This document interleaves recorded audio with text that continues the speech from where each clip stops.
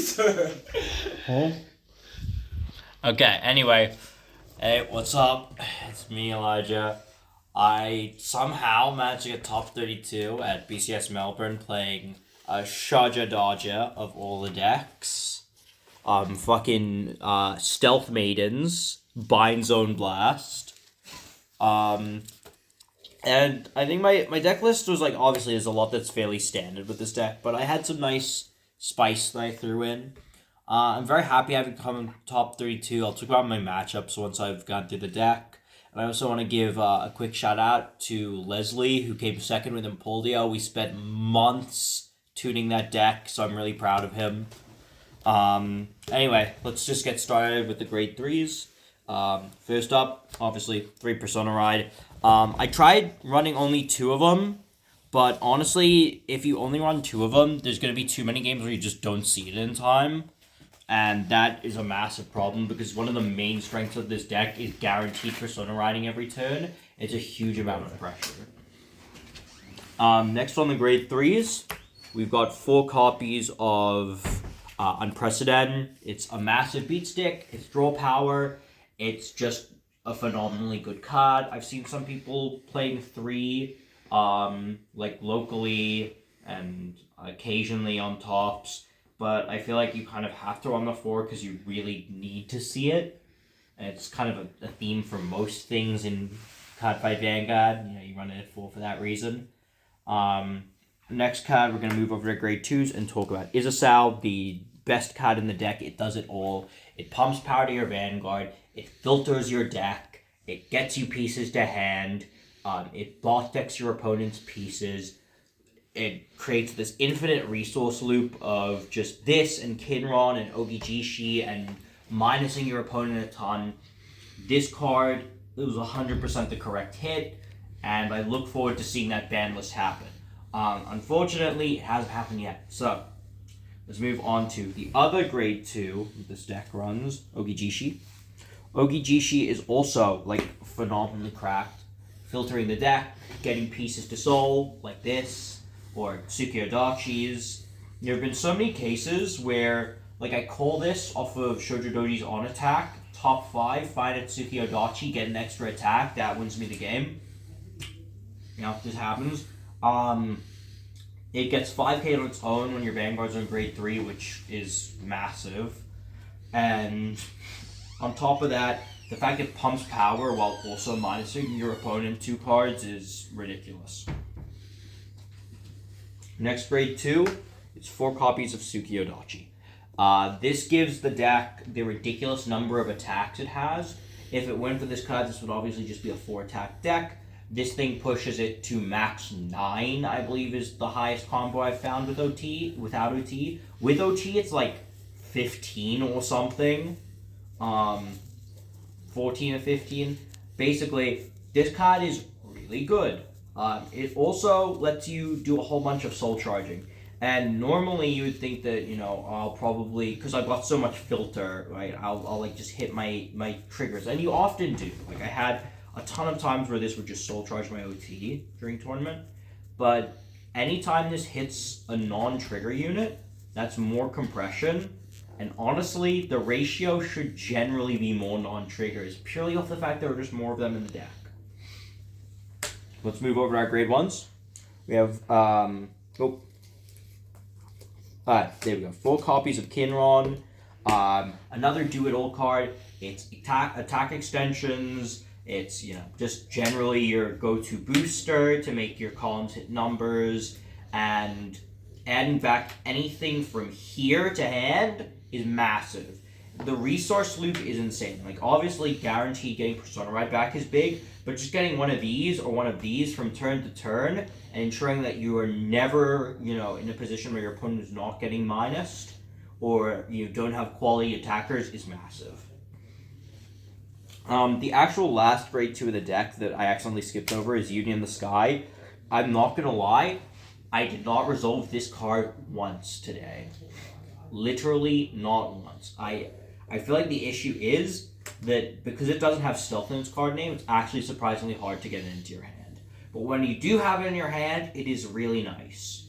just a way of using that 3 energy that's like left straggling because you energy blast 3 every turn and you don't have anything else that uses energy.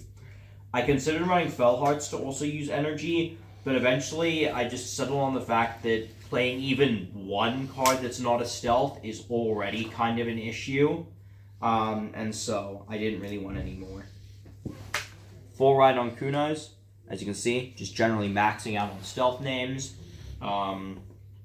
Right on Kunai. Once more, another do-it-all card. It's almost like this deck is really good or something. It's shield, it's counter charge, and it's power pump. All on one card. Why does it do it all? Fucked if I know. In the mirror matchup, this card is actually phenomenal. If you give it to your opponent from hand, it becomes 10k shield. And they don't get as much value off trying to clear your bind zone, right? So there's sometimes in the mirror match, I'll just hold one of these at hand. They'll say, okay, give me a card from your hand. I'm like, okay, give it. Anyway, on your first attack, 10k shield. That strategy is surprisingly effective sometimes. Often I find the mirror match, the first thing I try and do is get these out of my opponent's bind zone. And then we move on to RPGs. I run 4 of the Utsuroi. So I considered running Elementaria because of how popular Luard is in Australia generally. But at the end of the day, you often don't see Luards go into Dragstrider that much because, one, they don't tend to like make it far enough that Dragstrider is threatening enough. They won't make it to like 3rd stride or anything.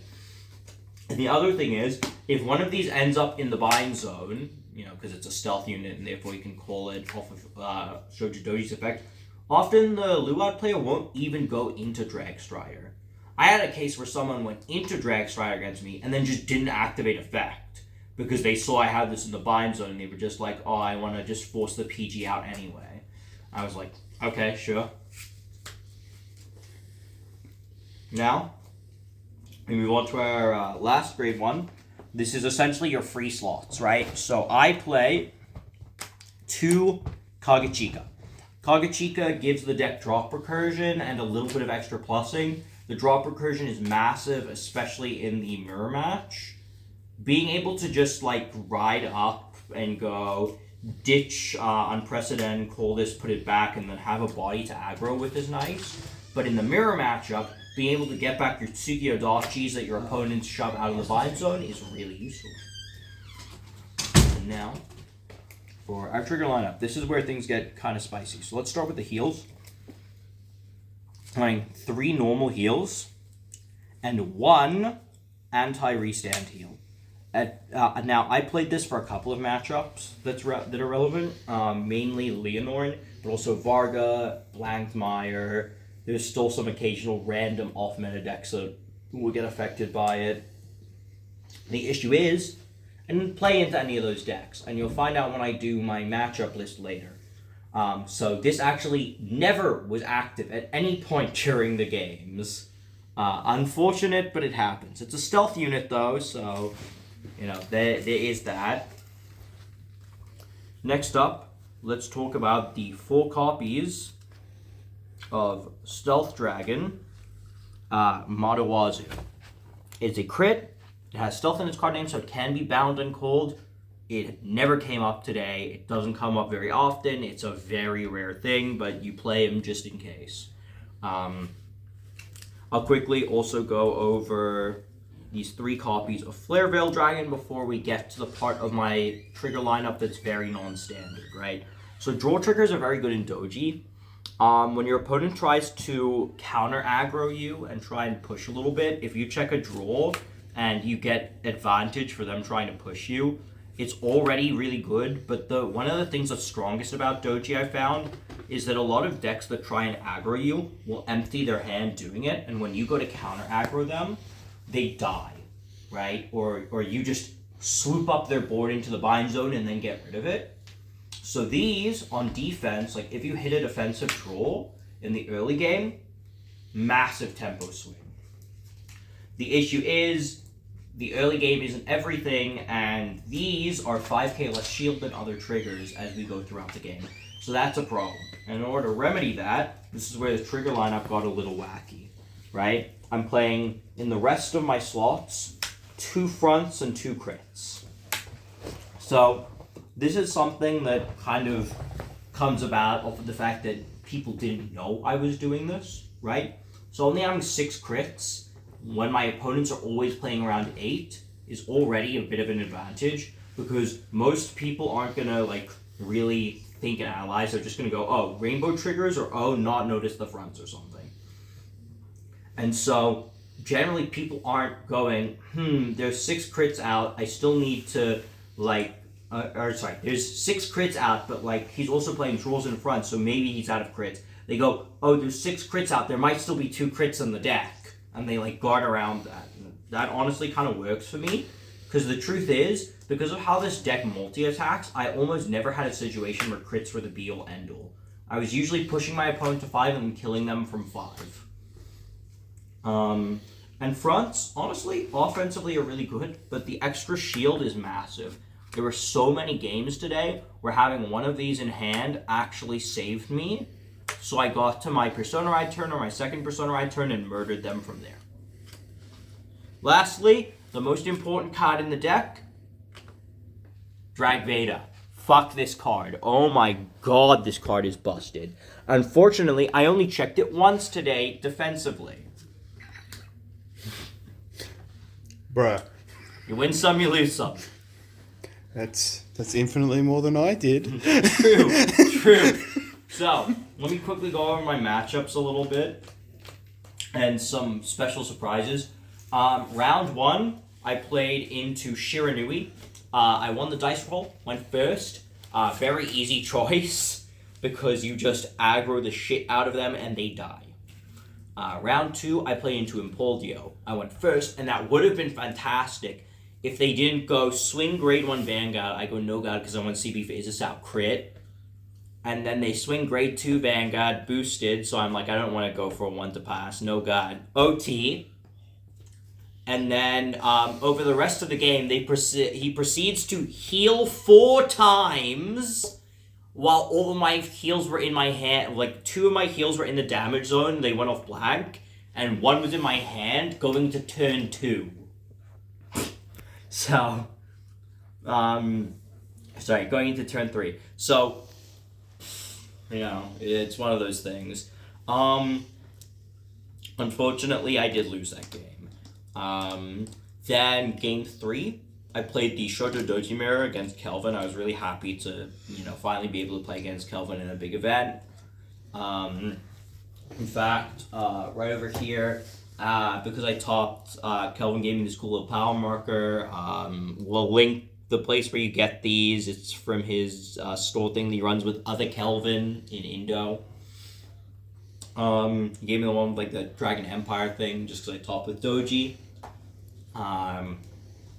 But I won that game. I went second in the mirror. To be honest, that was the one game where I checked defensive OT. That helped a lot. I don't really know how the game would have went without it because it was a very close game. Then round 4, I played into Luard. That was, another situation where actually I lost the dice roll, but he's like, I'll go second. And I said, sure. And then I killed him. So, this deck just wants to go first and destroy deck sets and hit Persona Ride. Then was lunch break. And after that, we came back and I played into Reziel. And you can ask the 2 people behind the camera here, what happens is, the game's getting played out, we're going towards the end of time.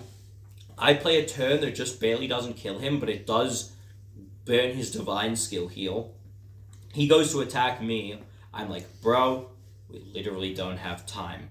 I go, shotgun this as fast as possible. I guard it all and I go, can you guard? He says no, and gives me the win, because these two are looking at his hand. Apparently, it was dry. He had jack shit. He had no triggers. I saw 2 5Ks. And a Persona. Yeah, so these two are behind my opponent. I didn't see them there, right? But they were spectating, apparently. I see them after. They woke up after, right? And they have the biggest smiles on their face. They're like, yeah. because they like watch me negotiate the win, I suppose.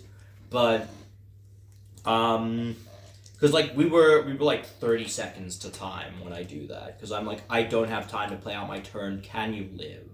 Because obviously I have Persona right in hand. I have Ogijishi. Like I show him, I have Ogijishi, Izusao, Kinron. Like I had a PG for that. I had a PG, of course. Yeah.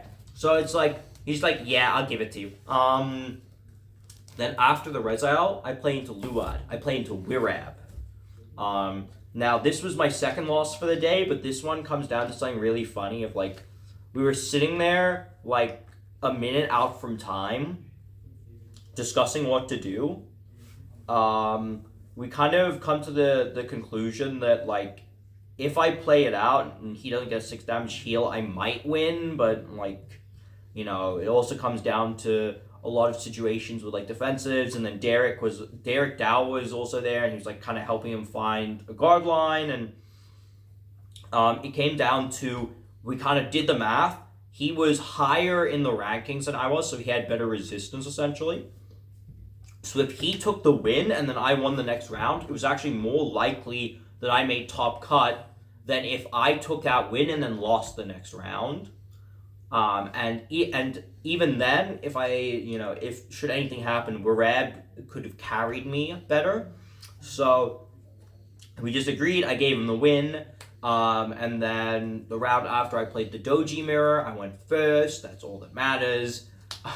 That's not all that matters, but in that game, going first kind of like sealed the deal for me. It just, got me there before my opponent got there.